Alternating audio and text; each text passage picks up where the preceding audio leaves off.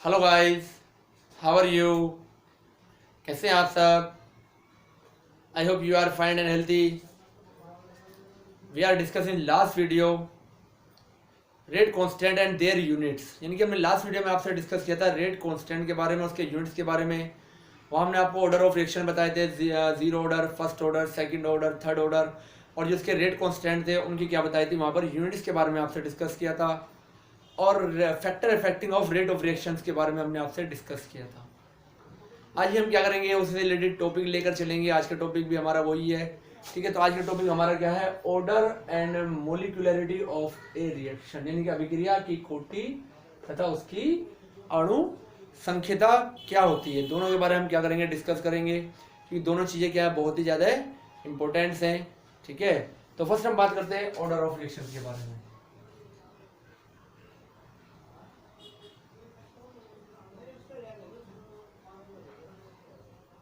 अभिक्रिया की कोटि के बारे में कि अभिक्रिया की कोटि क्या होती है.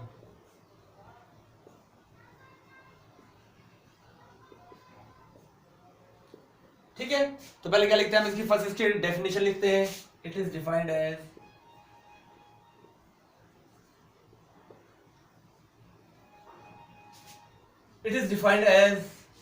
The number of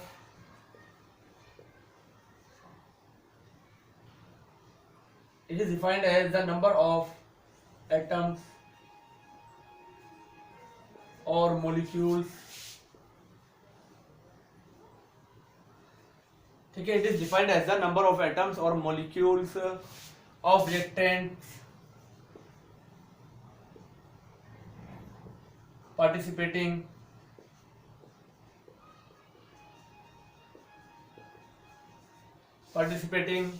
in rate determining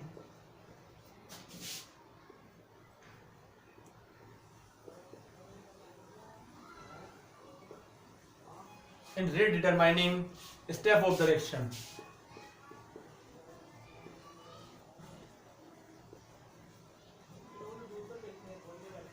ठीक है, इनकी जो अभिक्रिया की कोटि से कैसे हम परिभाषित कर सकते हैं. अगर हम हिंदी की बात करें,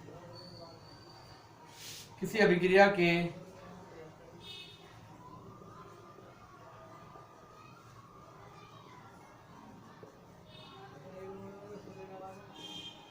वेग निर्धारक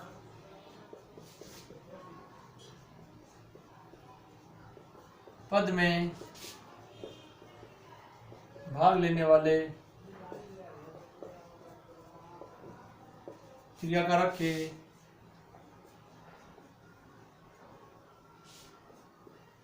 परमाणु या अणुओं की संख्या. ठीक है, क्या कहलाती है वो? अभिक्रिया क्या कहलाती है? कोटि कहलाती है. ठीक है, तो अभिक्रिया की कोटि जो होती है, जो अगर हम ऑर्डर ऑफ रिएक्शन की टाइप्स ऑफ की बात करें तो टाइप्स ऑफ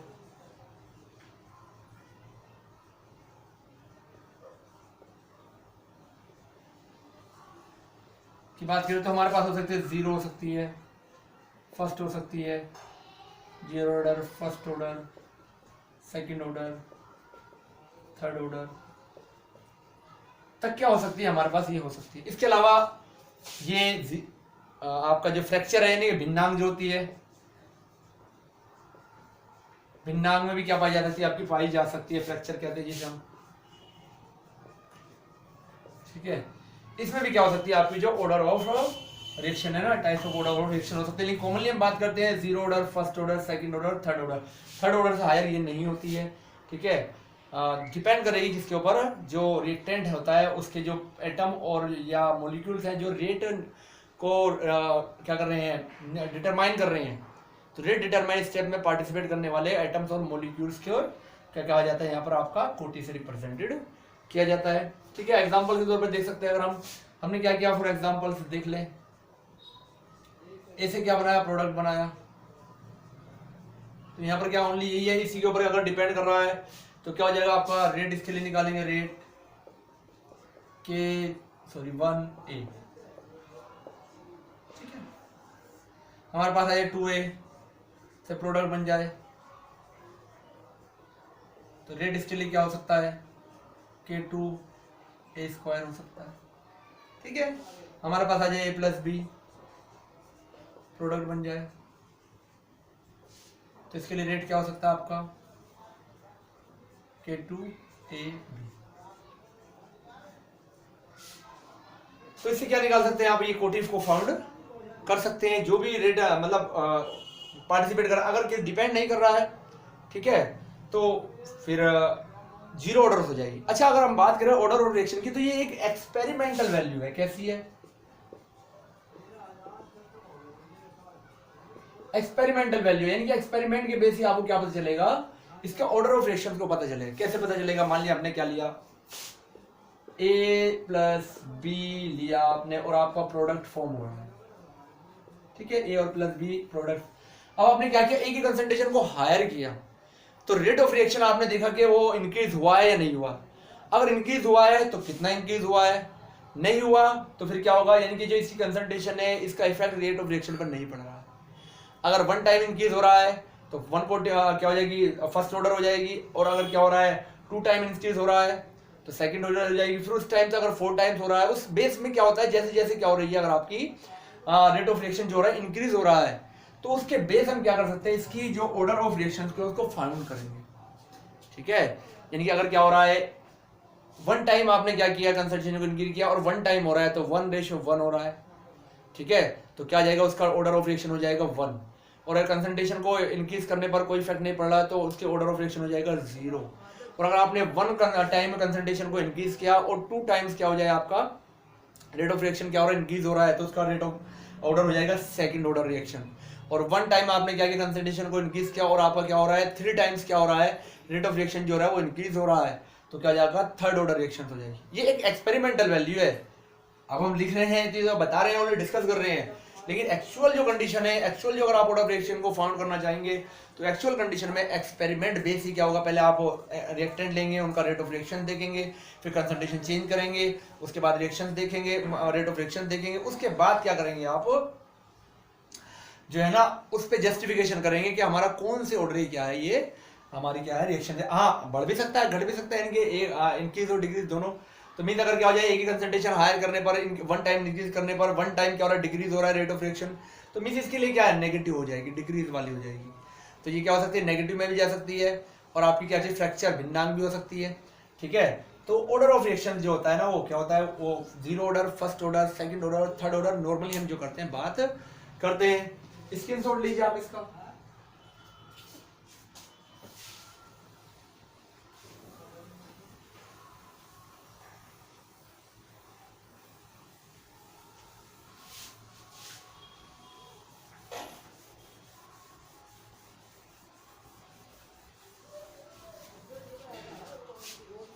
चलिए एग्जांपल्स की बात कर लेते हैं, एग्जांपल्स दे देते हैं एकदम, कि जिसमें क्या हो रहा है, जो आपका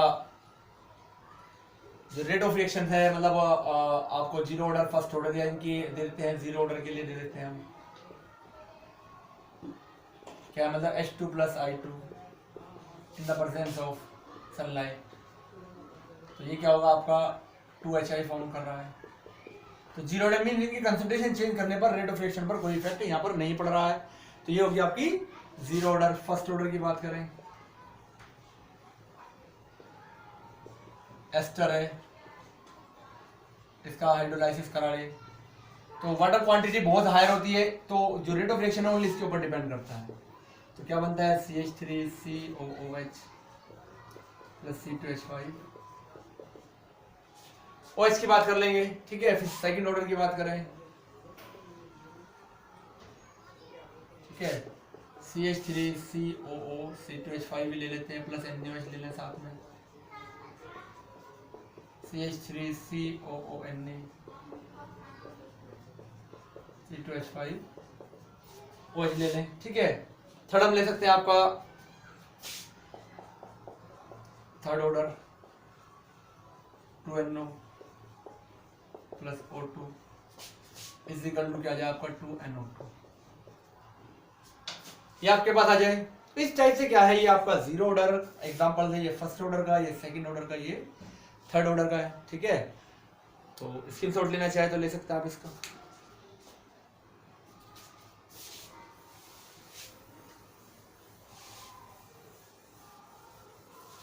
चलिए आगे बात करते हैं हम कि किसी भी रिएक्शन का जो ऑर्डर है वो कैसे फाइंड करेंगे। तो यानी कि कोटी को कैसे फाइंड करेंगे, let us consider.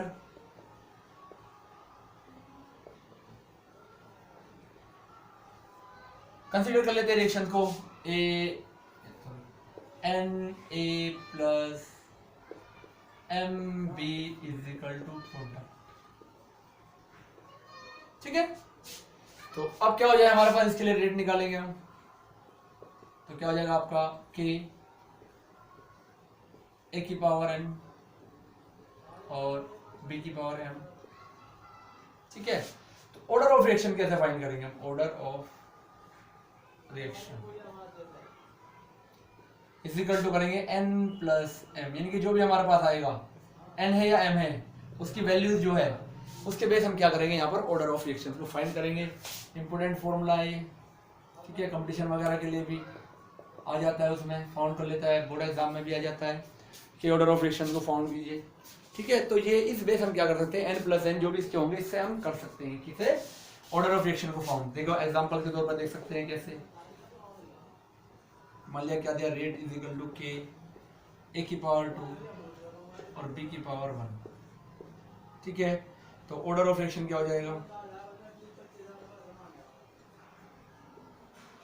Is equal to 2 plus 1 is equal to 3, third order reaction हो जाएगी। ठीक है, और एग्जांपल दे सकते हैं,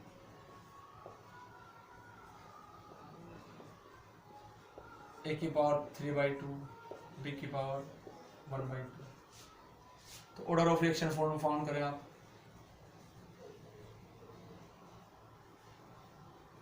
ठीक है, तो क्या हो जाएगा आपका, तो 3/2 प्लस 1/2, तो क्या हो जाएगा 2, 3 प्लस 1 इज इक्वल टू क्या हो जाएगा 4/2, तो इज इक्वल टू कितना जाएगा 2। तो ऑर्डर ऑफ रिएक्शन कितना आएगा यहाँ 2 आ जाएगा। और एग्जांपल देख सकते हैं,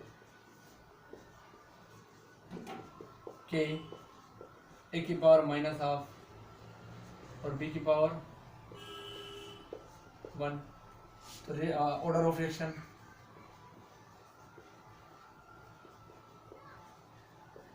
-12 और +1 कितना जाएगा +12, ऑर्डर ऑफ रिएक्शन आ जाएगा। और देख सकते हैं आप, बात समझ आ रही होगी आपको किस टाइप से ऑर्डर ऑफ रिएक्शन फाइंड कर रहे हैं। ठीक है, रेट के a की पावर 3/2 और b की पावर -1। ठीक है, ऑर्डर ऑफ रिएक्शन फाउंड कर दो।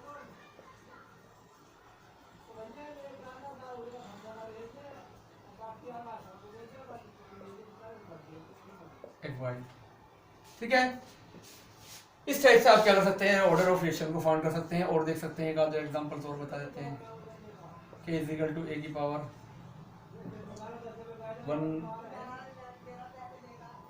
b की पावर 2।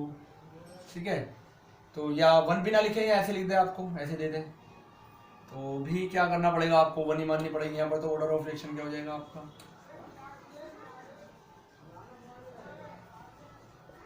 1 + 2 = 3। चूंकि नहीं दे रहा है तो भी 1 मानेंगे, दे रहा है सब में दिया गया है, जैसे यहाँ दिया यहाँ भी नहीं देता करो, क्योंकि 1 जो होगा वो नॉर्मली देगा नहीं आपको। दे दे तो अच्छी बात है, नॉर्मली जो होता है 1 जो होगा आपको वो नहीं मिलेगा। ठीक है, तो ये क्या है, इस टाइप से आप क्या कर सकते हैं, ऑर्डर ऑफ रिएक्शन को फाउंड कर सकते हैं। चलिए स्क्रीनशॉट ले लीजिए।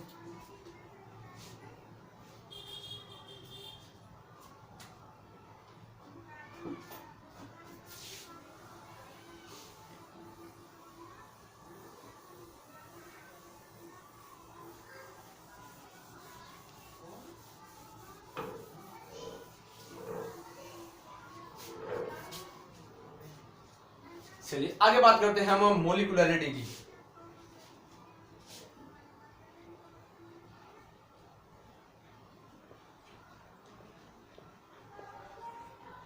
मोलिकुलरिटी यानी कि अणुसंख्यता। ठीक है, तो ये सिंपल चीजें हैं, ये तो आप देख कर क्या कर सकते हैं, पहचान कर सकते हैं। यानी किसी भी रिएक्शन में क्या हो रहा है, जो पार्टिसिपेट कर रहे हैं जितने एटम्स जो लिखा है 1 है 2 है 3 है 4 है, उसके बेस क्या कर सकते हैं आप यहाँ फाउंड कर सकते हैं। तो पहले क्या करते हैं, इसकी डेफिनेशन लिखते हैं। It is defined as the number of atom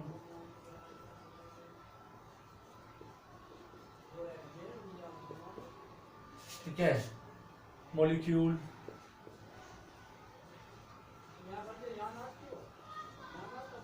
और आयंस ठीक है, बाय विच ठीक है द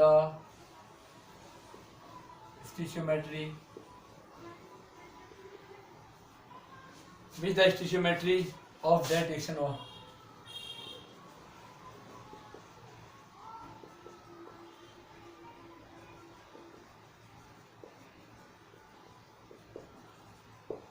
यानी कि जो अणुसंख्यता है वो क्या है, जो स्टिशियोमेट्री जो रिप्रेजेंटेड हो रही है किसी भी अभिक्रिया की रस समीकरण मिति ठीक है, जो प्रदर्शित हो रही है उसके बेस हम क्या करते हैं, यहाँ पर इसको डिफाइन कर सकते हैं कि जो एटम्स है या मॉलिक्यूल्स है, जो आयन है, उसका जो रस समीकरणीय अनुपात जो आ रहा है उसके बेस हम क्या कर सकते हैं, इसकी अणुसंख्यता को निर्धारित कर सकते हैं।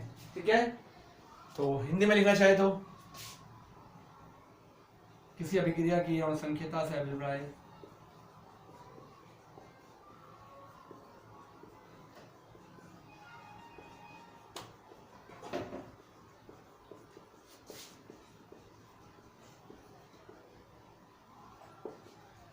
अभिप्राय किससे है, यानी कि जो क्रियाकारक है ठीक है उसके ठीक है अभिप्राय उस अभिक्रिया में भाग लेने वाले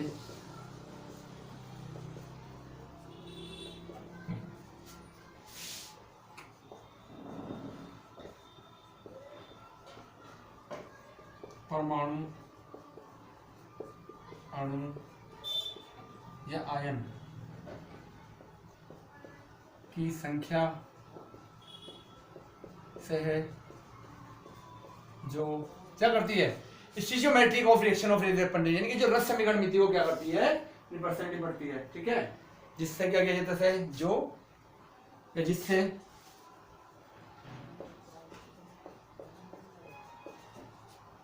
रस समीकरण मिति समीकरण को दर्शाया जाता है या प्रदर्शित किया जाता है। ठीक है, तो ये क्या है, इससे बदल जाएगा। अब कैसे पता चलेगा, ठीक है, जैसे हम यहां लिख देते हैं ए, क्या बन गया प्रोडक्ट, तो इसकी जो मोलिकुलरिटी या अणुसंख्यता है कितनी जगह 1 हो जाएगी। ये 2A से प्रोडक्ट बना दे तो मोलिकुलरिटी 2 हो जाएगी। A+B प्रोडक्ट बन रहा है ठीक है, तो मोलिकुलरिटी कितनी हो जाएगी इसकी 2 हो जाएगी। 2A+B प्रोडक्ट बन रहा है, मोलिकुलरिटी कितनी जाएगी 3 हो जाएगी। ठीक है, A+B+C प्रोडक्ट बन रहा है, तो मोलिकुलरिटी इसके लिए 3। अब ऐसा भी नहीं है कि एक्चुअल कि जैसे जैसे क्या हो रही है बढ़ती चली जा रही है, ऐसे ऐसे क्या हो रही है 10 20 50 बहुत सारी क्या हो जाए, क्योंकि बहुत सी रिएक्शन ऐसी होगी जिसमें क्या हो जाएंगे आपके 10 15 20 जो मॉलिक्यूल होंगे वो पार्टिसिपेट करेंगे।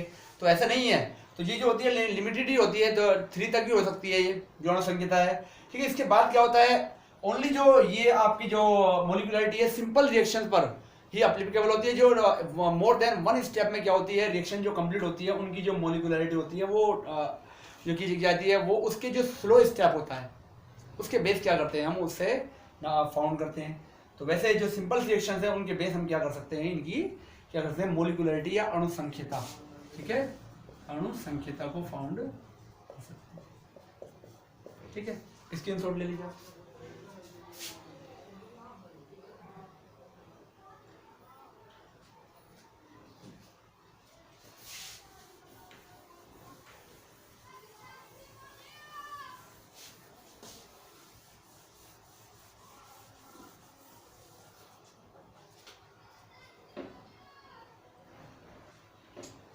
चलिए हम बात करते हैं अब एक मोर देन वन स्टेप में कंप्लीट होने वाले रिएक्शन की बात कर लेते हैं। रिएक्शन क्या है हमारे पास, 2N2O5 से क्या बनना है हमारा, 4NO2 प्लस O2 बनना है। ठीक है, इसके हमें मोलिकुलरिटी को फाइंड करना है।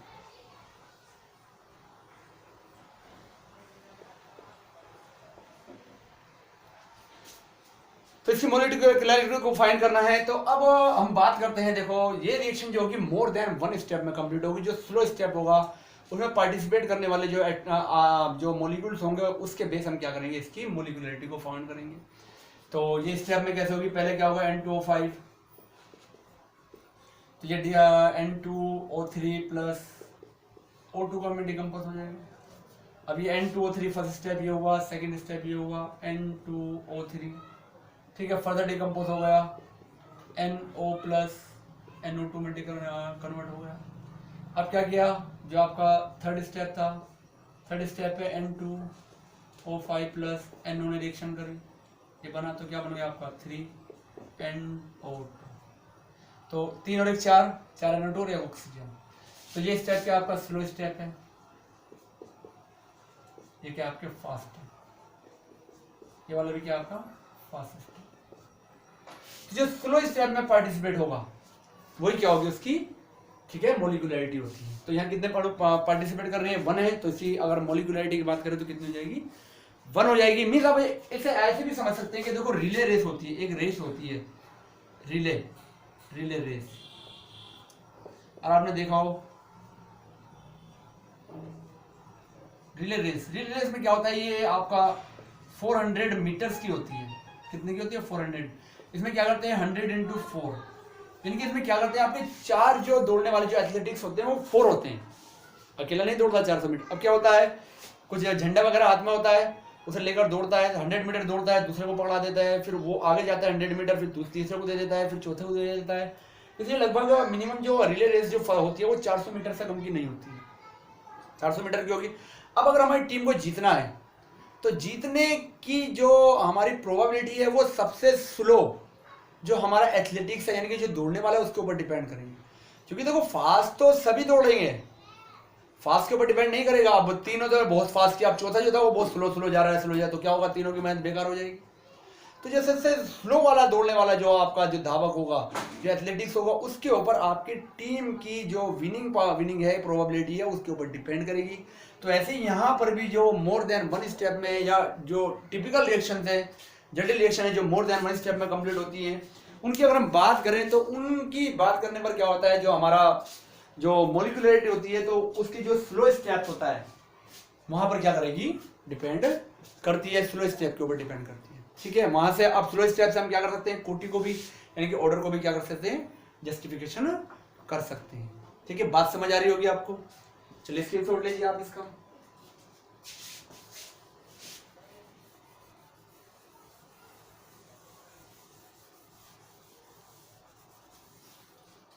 चलिए नेक्स्ट हम बात करते हैं डिफरेंस की, difference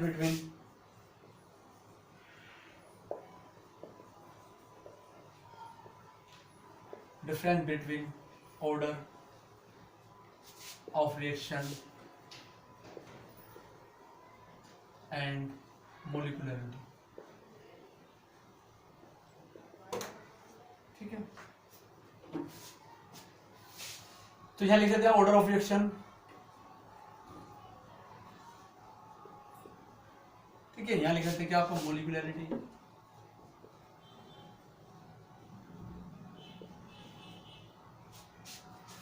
order of reaction, molecularity. ठीक है, it is an experimental value. ठीक है, it is experimental value and it is 0 and fracture. ठीक है, ये क्या आपका एक्सपेरिमेंटल वैल्यू है और 0 भी हो सकती है और आपके भिन्नाम भी हो सकती है। ठीक है, हिंदी में बता रहा हूं कि ये क्या है, एक्सपेरिमेंटल वैल्यू है और क्या हो सकती है, 0 भी हो सकती है और फ्रैक्चर भी हो सकती है। ठीक है, तो ये वाली क्या है, it is not a experimental value, not a experimental value.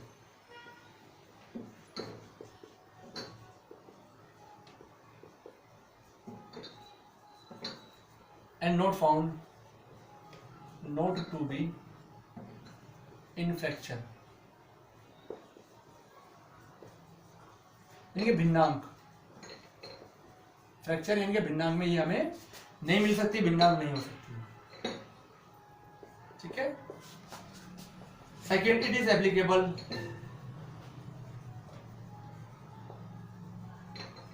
Both simple and complex reaction. ठीक है, ये क्या है, इसमें बात करें अगर हम, it is applicable only simple reaction.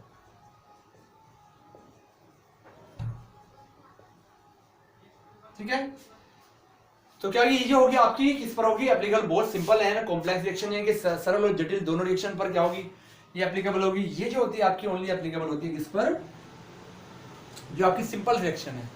ठीक है, और जो टिपिकल रिएक्शन है ना या कॉम्प्लेक्स रिएक्शन है, ठीक है, उसके ऊपर क्या होती है आपकी डिपेंड नहीं करती। ठीक है, तो ये क्या इसमें डिफरेंसेस है दोनों। ठीक है, तो इनको आप स्क्रीनशॉट ले लीजिए आप।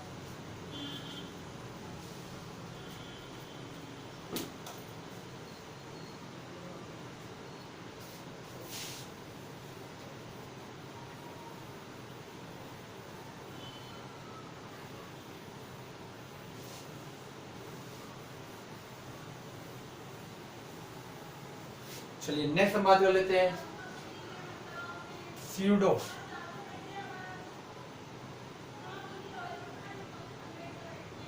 Unimolecular reaction. आभासी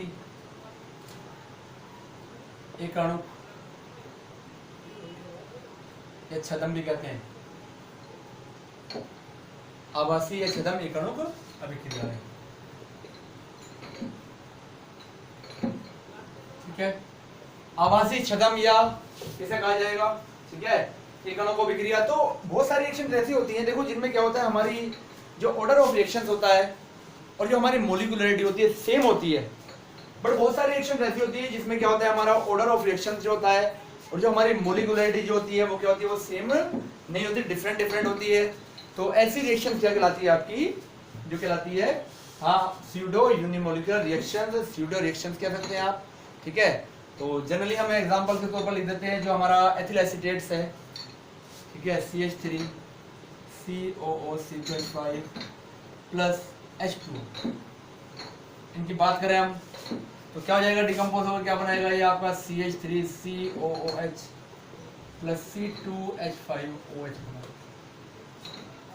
ठीक है, तो अब बात करें यहां पर इसकी ऑर्डर की, ऑर्डर ऑफ रिएक्शन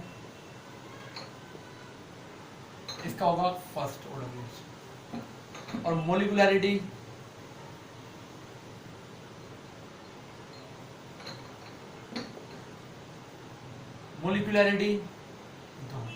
ठीक है, तो ये क्या आपका कैसे होगी, तो यहाँ पर ये जो वाटर है ये बहुत ही क्या है, इनफाइनाइट क्वांटिटी में होता है, बहुत ज़्यादा क्वांटिटी में होता है। तो यहाँ पर जो वाटर का जो अगर क्वांटिटी के ऊपर जो होता है रेट ऑफ रिएक्शन डिपेंड ही नहीं करता है बढ़ाने पर घटाने पर, क्योंकि यहाँ बहुत ज़्यादा क्वांटिटी में पहले ही वाटर यूज होता है। केवल जो हमारा एथिल एसीटेट है, नहीं पता ही होगा आपको इसका एथिल एसीटेट, इसी की कंसंट्रेशन इंक्रीज करने या डिक्रीज करने पर क्या होता है, हमारा रेट ऑफ रिएक्शन जो होता है वो डिपेंड करता है। तो इसी के बेस क्या होता है, सारे वर्क होते हैं। ठीक है, तो इसलिए क्या होता है, इसके ऊपर डिपेंड कर रहा है, तो ये निर्धारित कर रहा है रेट को। तो इसके ऑर्डर ऑफ रिएक्शन कितना हो जाएगा, 1 हो जाएगा, और 1 मोलिक्यूल है एथिल एसीटेट का और 1 मोलिक्यूल है वाटर का यहाँ पर यूज हो रहा है। तो मोलिकुलरिटी जो टोटल होता है उसके बेस हम क्या करते हैं, मोलिकुलरिटी फाइंड करते हैं। तो यहाँ पर कितना आ रहा है, यहाँ पर ये 2 आ रहा है। तो इस टाइप से क्या है, ये क्या आपका स्यूडो यूनिमोलिकुलर रिएक्शंस के रूप में हम क्या कर सकते हैं, इसे रिप्रेजेंटेड कर सकते हैं। ठीक है, तो चलिए स्क्रीनशॉट लीजिए इसका भी।